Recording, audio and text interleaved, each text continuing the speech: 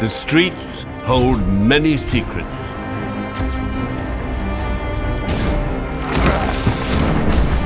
From alleyways in the heart of London to the quietest country lane, they've all witnessed cruelty and violence, jealousy and despair. They've seen crimes of passion and cold-hearted murder. They've seen killers escape and killers brought to justice. In this series, we'll be investigating the most notorious crimes and intriguing mysteries. Stories of men and women who killed, of the police who hunted them, and the victims who were left behind. From the files of Scotland Yard and far beyond, this is the dark history of our streets.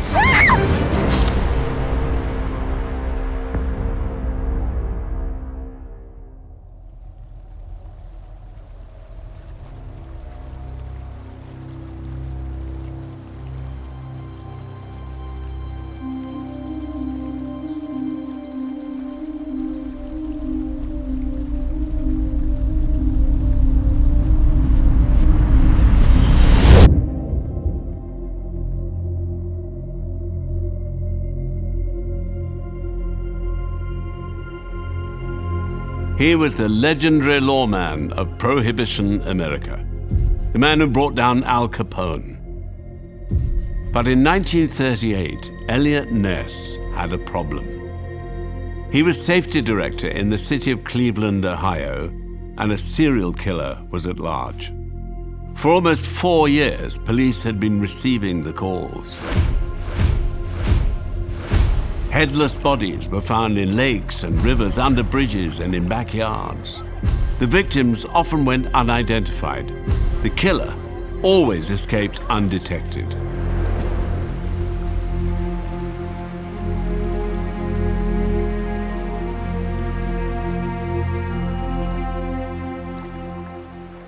The pattern is so incoherent. You've got a package of murders which target individuals with no clear commonality. The victims were mutilated while they were still alive, and body parts were scattered. Sometimes it almost had echoes of Jack the Ripper. It was a very difficult case for the police to solve. There didn't seem to be anything linking them, apart from the fact that they were connected with a ramshackle shantytown.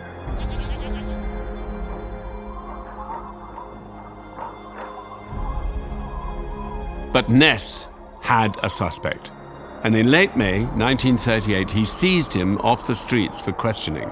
For a week he held the man at a downtown Cleveland hotel. The interview was never officially recognized as having taken place. Its results were never released. But that secret interrogation spawned a legend that Elliot Ness had identified the man behind some of the most disturbing crimes in American history. The man newspapers called the Butcher of Kingsbury Run.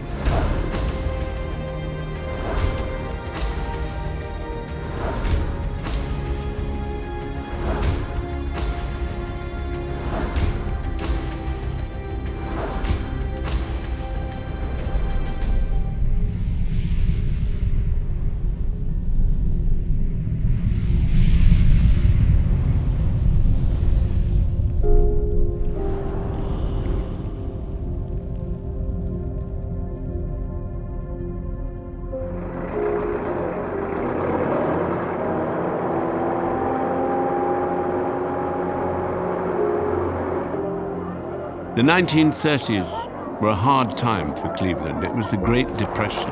Unemployment among industrial workers hit 50%. The ranks of the poor and homeless multiplied.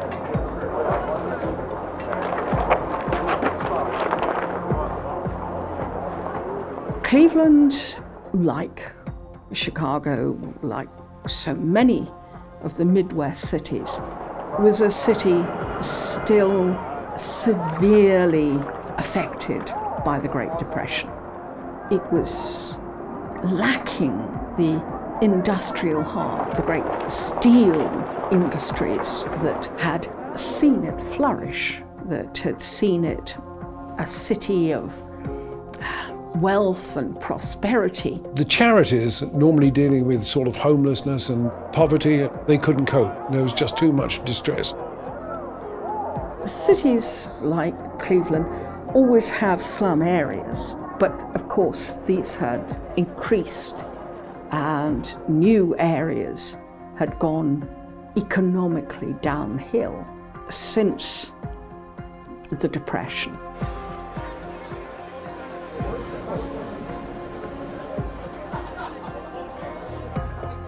Even those who kept their jobs saved money where they could. On the 5th of September 1934, a man walked along the shore of Lake Erie looking for driftwood to burn. Shortly before 8 o'clock in the morning, he spotted something. At first, he thought it was a tree trunk washed up on the beach, but when he got closer, he realized he was wrong.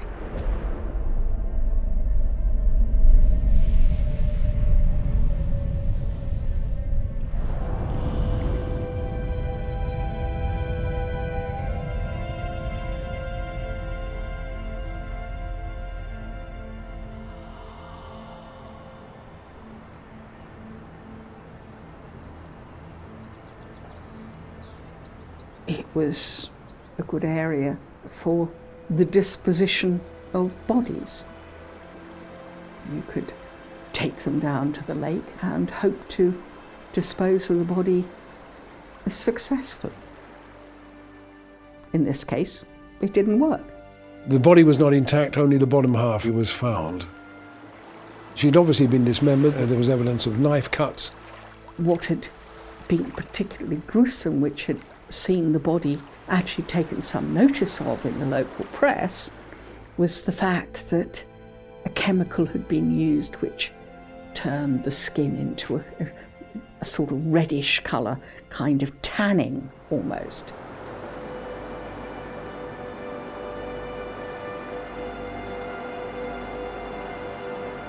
The police searched the lake, but they didn't find the woman's missing head or hands or anything else they could use to identify her, nor could detectives match the body with any woman reported missing. With no other clues, the investigation soon ended, the case unsolved. What police did not know was that this was just the beginning. In late September 1935, just over a year after the discovery of the lady in the lake, 2 teenage boys were playing catch near an industrial wasteland known as Kingsbury Run.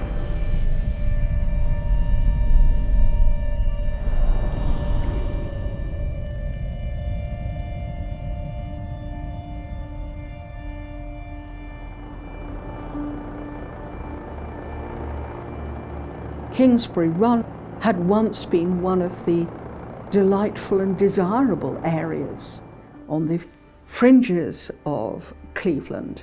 Wooded, pleasant walks, dramatic local scenery, everything like that. It had really gone downhill. We're talking about the years of the Depression in America.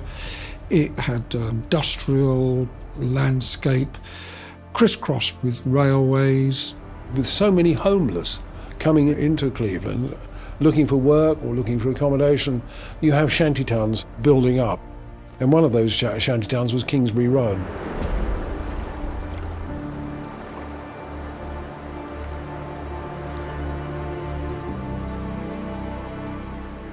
The 2 teenagers tossed their ball back and forth until a wayward throw sent one of them scampering to the bottom of a hill.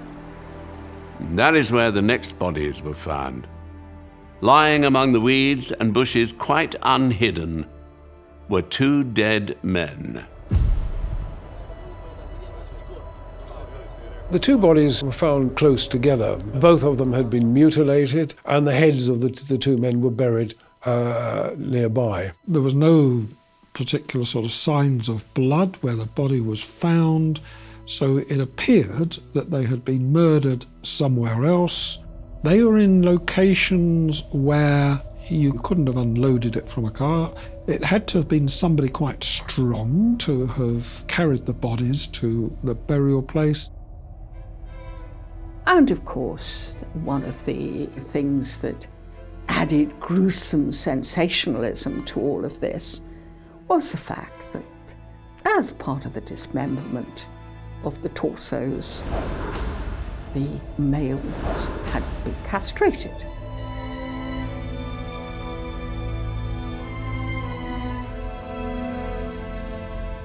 The bodies were transported to the morgue. Autopsies revealed one of the men had been dead for over a week, the other for just 2 or 3 days. The younger victim had still been alive when his head was removed. A major investigation began at once. 3 months later, as inquiries continued, Elliot Ness began work as Cleveland's new safety director. The city already had a reputation for crime and violence. As 1936 began, it was about to get even worse.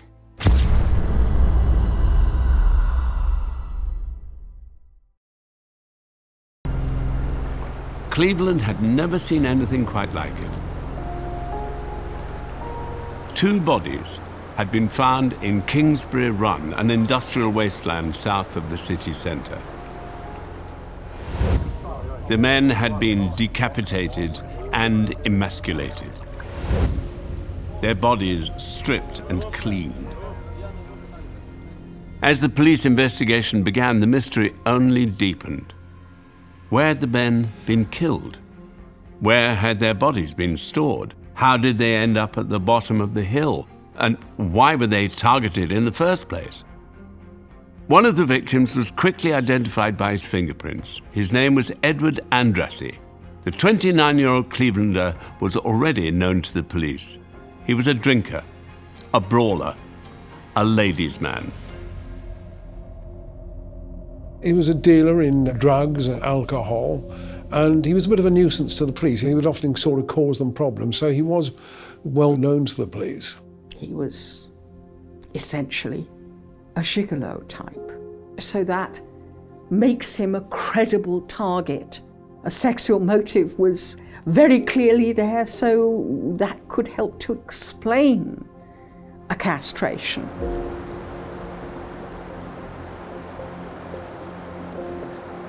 Most murder victims know their killers, so police questioned Andrassy's friends and family. They trawled through his complicated personal life. They uncovered rumors of secret homosexuality, but no suspects.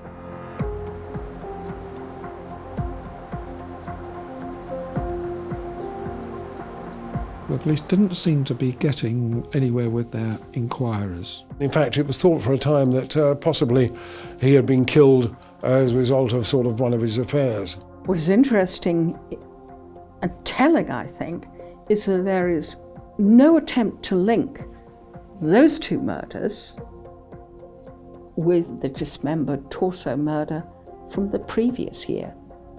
It's only retrospectively that it's been speculated that the same hand was involved.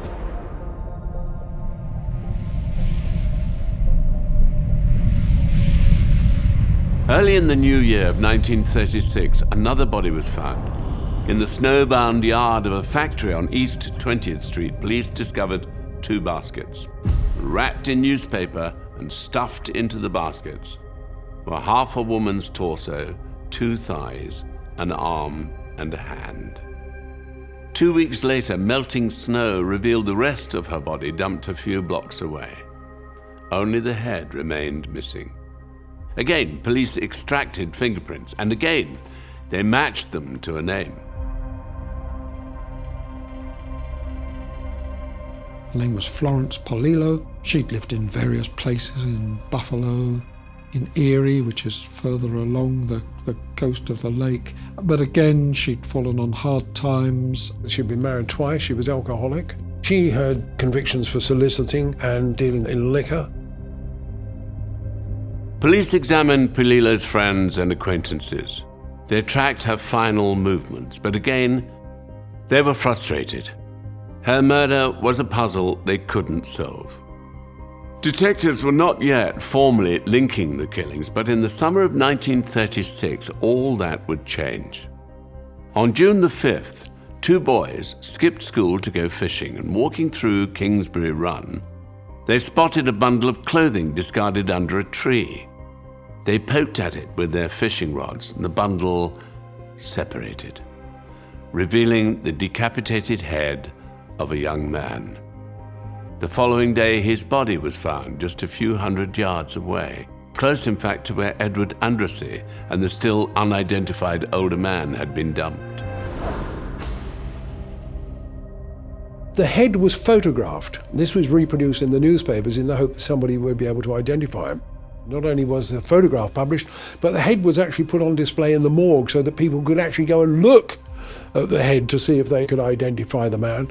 It was certainly assumed that the tattooed man would be easy to identify. He had a number of tattoos on his body. He had a butterfly tattoo. He had the names Paul and Helen tattooed on his body, and he had other tattoos on his legs and ankles.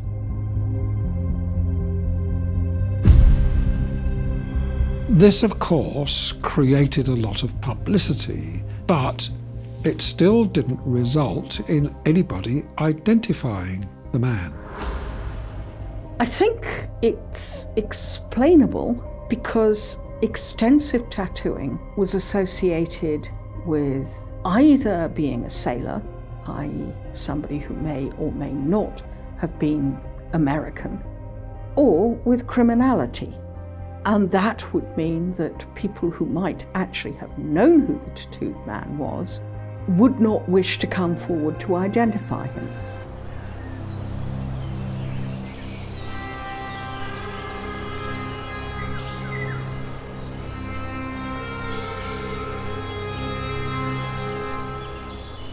Two more victims would be found that summer. In July, the headless body of a man was discovered in woods on Cleveland's west side. He'd been dead for 2 months. Then, in September, a man's severed torso was fished out of a stagnant waterway in Kingsbury Run. Neither victim was ever identified.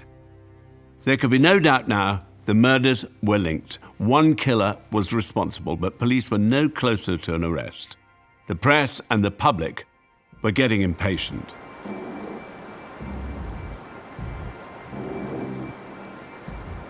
A lot of the press coverage wasn't necessarily very accurate, and of course things started to run out of control of the police. As the number of victims grew, the press became more and more critical of the police and at their failure to actually sort of identify this man. They had called the murderer Fiend, the mad butcher of Kingsbury Run. The presumption promoted by the papers is that they are the same hand. There's enough evidence for them to capitalise on the idea that they are the same hand. And so they keep Cleveland in a state of alarm.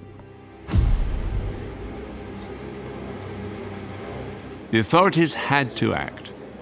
On September the 15th, they called an emergency conference. More than 30 detectives and scientists gathered at the Central Police Station to share their theories about the killer, and the press was invited along to watch.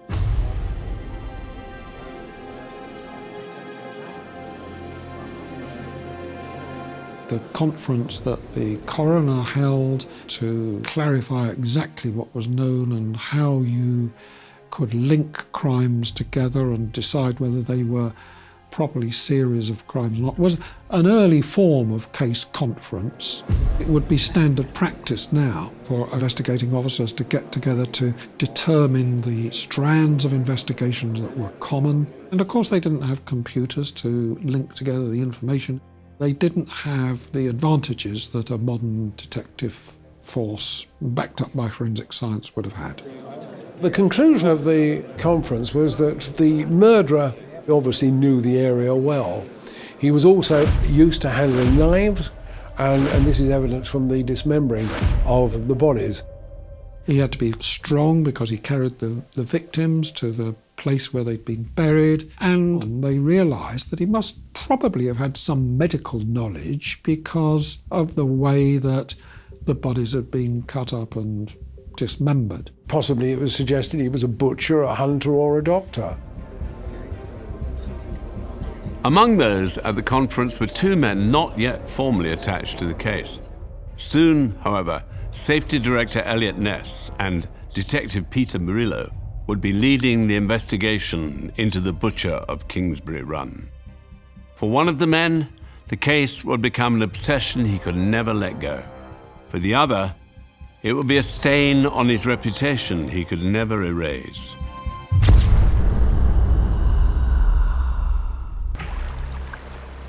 It was September the 10th, 1936, when Peter Murillo got the call. He'd been selected by the Chief of Police to take over the investigation into the torso killings. Murillo had been in the department for 17 years, but he'd never faced anything quite like this.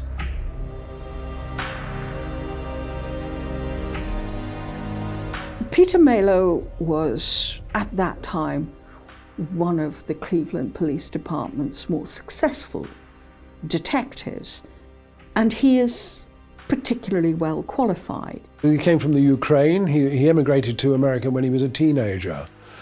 He joined the police force after World War I, and since 1931 he'd been a detective. He was known to be very efficient, quite blunt and outspoken, and sometimes a little bit unconventional, but he was a good detective. He also has the great advantage of speaking several East European languages, because the speculation was, is this targeting foreigners? He can therefore pick up gossip, talk to people, and hope to pick up clues as to the identities of the torsos.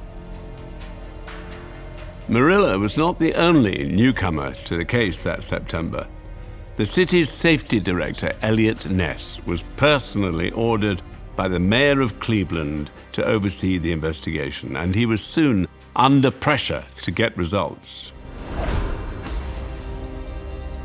Thanks to the sensationalism of the reportage in the Cleveland press, you've got a panicked Cleveland society demanding that the police do something.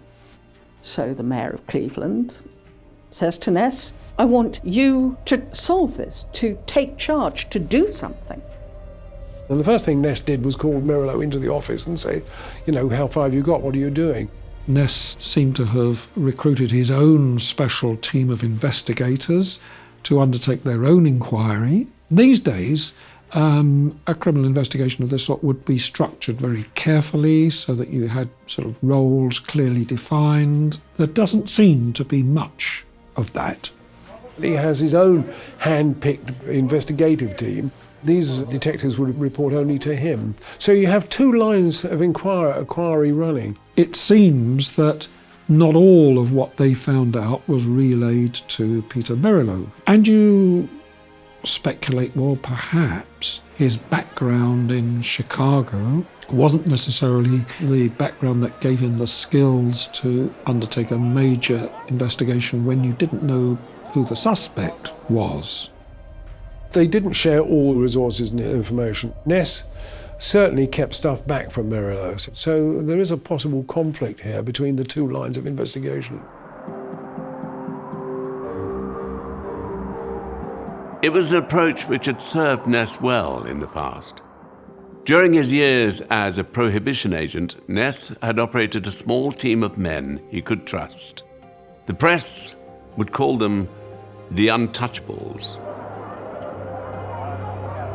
In Chicago, it was virtually impossible to find a police officer who was not in some way tainted. So Ness recognized that if he was going to be successful, he had to gather around him a body, even if only a very, very small body, of those whom he could trust. He was such a thorn in Capone's side that one of Capone's henchmen offered him a bribe, laid two $1,000 bills on his desk and said, the same every Monday if you back off. $2,000 in today's currency is worth about $35,000. So he was being offered that as a bribe every week. He never touched it. They couldn't be bribed, they couldn't be corrupted, and they passed into legend. They were admirable men because the temptation from their colleagues, from their way of life, will have been enormous. It's said that by the time of Al Capone's eventual arrest, Eliot Ness and his team had taken out about $9 million worth of value from Al Capone's operations.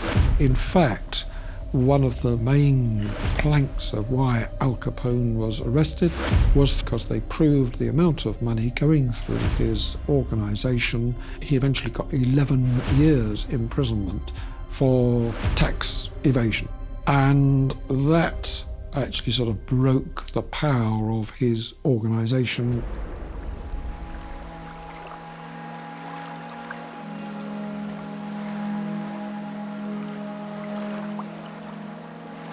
But breaking the bootleggers and mobsters of Chicago was one thing.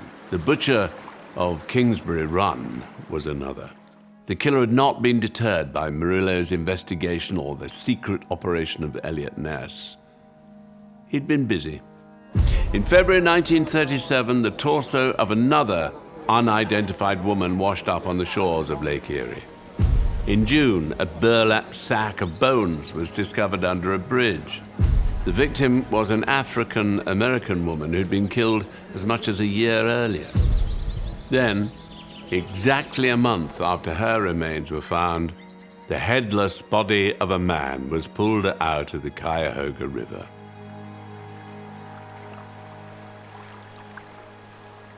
The police would have been looking for a pattern, if you like, amongst the victims. Yeah, there was men as well as women, one black woman, most of the rest were white. It's unusual for killers to do this, black and white, male and female. This, again, is somewhat unorthodox in criminal investigation. They only were able to identify two of the victims. That made it more difficult. There wasn't a pattern that was sufficiently clear to point to a kind of suspect or a good line of inquiry.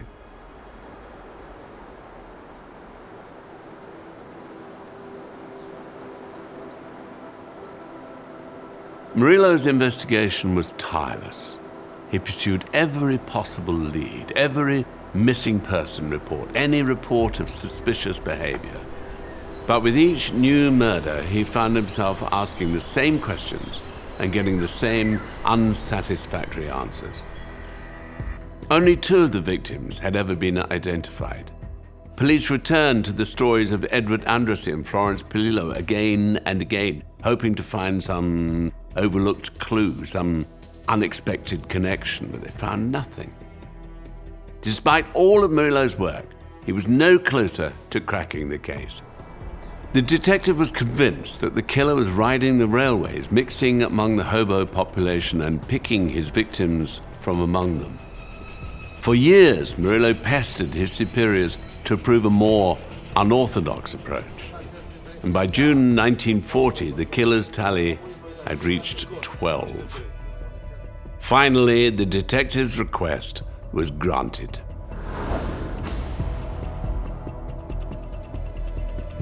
With the exception of these two individuals, Andrassy and Flo Polizzo, the anonymity of the remaining 10 convinces Murillo that they're not from Cleveland, that they are drifters, hitching lifts on the trains, legally or illegally. People would live in railway wagons, boxcars as they call them. There was a murder very similar that had happened in Newcastle, which was further up the railway line. Murillo's task is to go into the levels of society from which it is presumed these torsos come, riding the trains, seeing if he can spot a likely suspect or indeed a likely victim.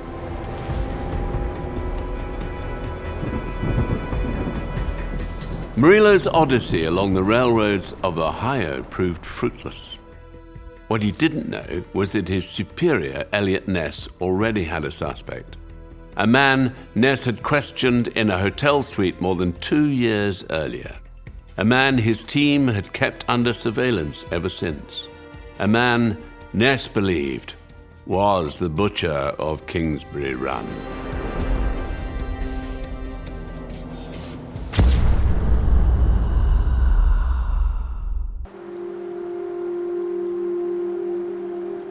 The man was drunk. When Ness and his men bundled him into the suite at the Cleveland Hotel, he could barely stand. For days, he lay in bed, drying out. The door was guarded, the room was watched, because Elliot Ness was convinced the man on the bed was the killer he was looking for, the man whose grisly work had been scattered across the city. Finally, after 3 days, the man sobered up. The most extraordinary interview of Elliot Ness's career could begin.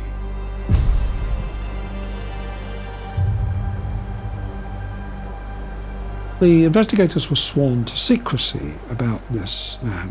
It was clear that he did have a kind of a schizoid sort of personality. He'd been a severe alcoholic, he had drugs problems. The interrogation lasted some 7 days, and during this time, the man was given polygraph testing, lie detector test, and according to the tester, Ness had got his man. It was completely unorthodox and completely unofficial.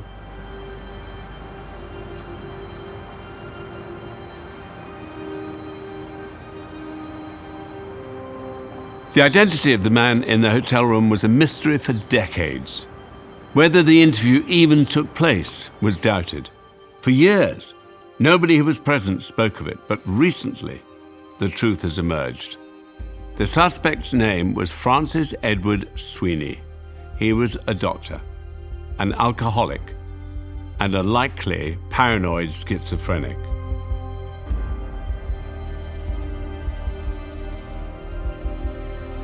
He was born in 1894. He went to medical school and qualified when he was about 26, 27 years old, went into practice.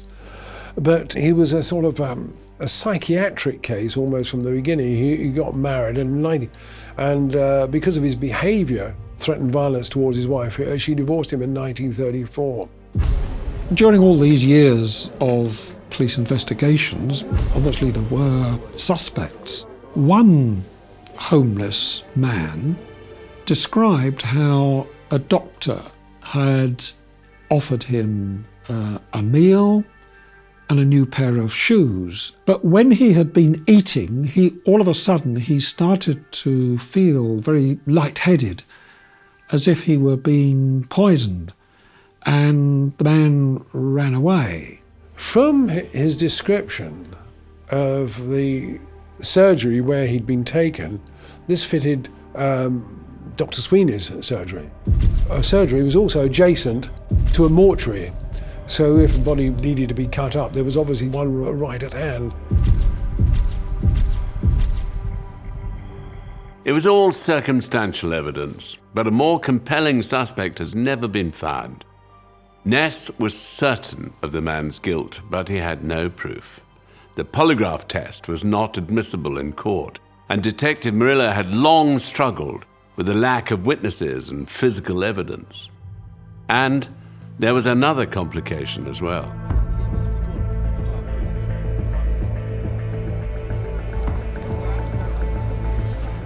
Undoubtedly, what Ness hoped to do was to advertise that he'd got a suspect and thereby diffuse the critical press coverage.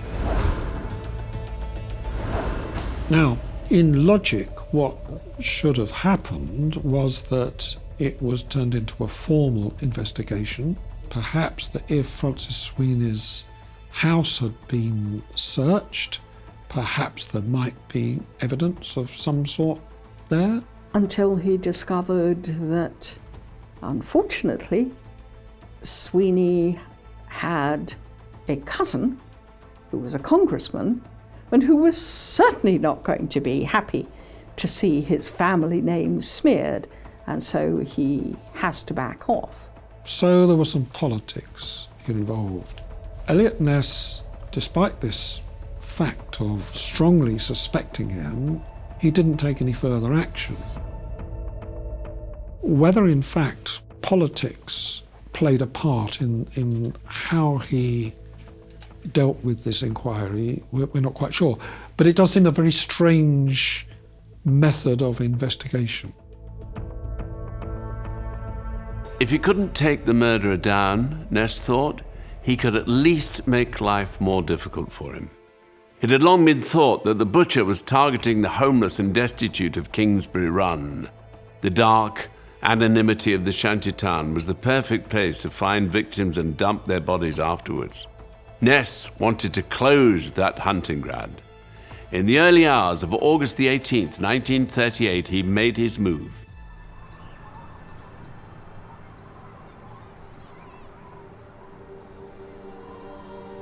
Ness decides that, okay, if I can't arrest anybody, what I can do is a form of what might be called extreme slum clearance.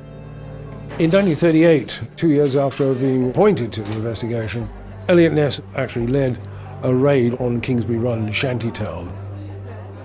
He's going to go in there, arrest anybody he can hold for a while on the basis of any criminal activity that he can uncover, and he manages to accumulate around 63 for that purpose, and then raze the shanty towns to the ground. Literally a burnt earth policy. He burns them down.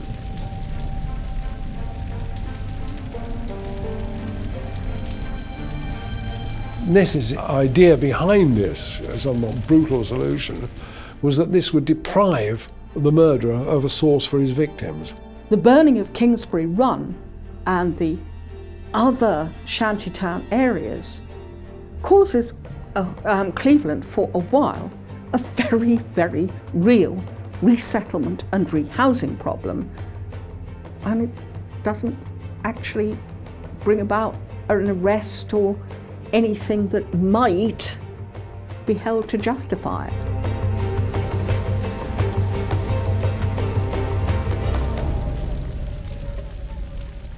The newspapers and the public were unimpressed, but the safety director was not finished yet. A few days later, he dispatched detectives like Peter Murillo into the houses and tenements surrounding the run. A legal loophole allowed fire wardens to inspect properties without search warrants. Ness took advantage of that by pairing his men with the wardens, and his team scoured the neighborhood for any sign of the butcher. But before Ness could complete the operation, the press heard about his ruse, and the searchers were called off. The safety director had hoped to uncover the physical proof they'd been missing, but once again, he had failed.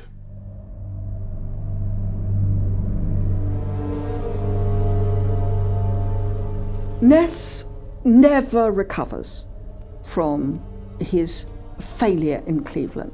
His first marriage breaks up, subsequent marriages are not successful. There were embarrassing incidents. On one occasion he was involved in a car accident, and instead of waiting to deal with it, jumped out of the car and ran away, which of course brought a lot of public criticism on his head. When he later actually tries to come back to Cleveland and to say, look, I really reformed your police, now elect me mayor and I can do more for you. I mean, that attempt to run for mayor ends in a humiliating defeat for Ness. He is a man largely forgotten, considered in many ways rightly the author of his own downfall. One of the great ironies of Ness's life is that, having waged war on Prohibition and on Al Capone's bootlegging, Ness himself died as an acute alcoholic. He was only 57 when he died. Eliot Ness's reputation in Cleveland was poisoned by the Torso case. He died in 1957. In the decades afterwards, his life and exploits would be the subject of books, television series, and films. He would become a legend. But no such acclaim would come the way of Detective Peter Murillo. He led the official investigation into the killings until his retirement in 1943. His unofficial inquiries would continue the rest of his life. He never believed Francis Sweeney was the killer, but nor could he identify a more likely suspect. Sweeney died in 1964 after decades in and out of psychiatric hospitals. If he was the killer, he took his secrets with him to the grave.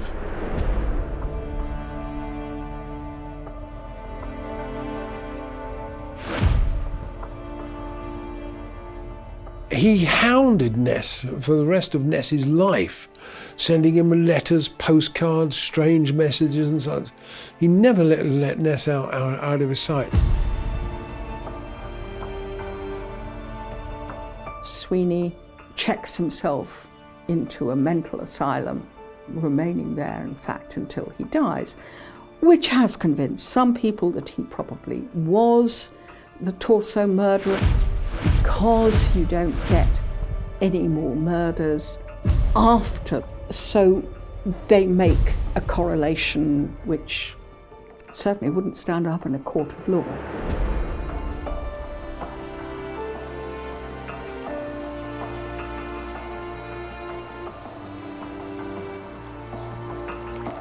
Perhaps Francis Edward Sweeney was the Butcher of Kingsbury Run.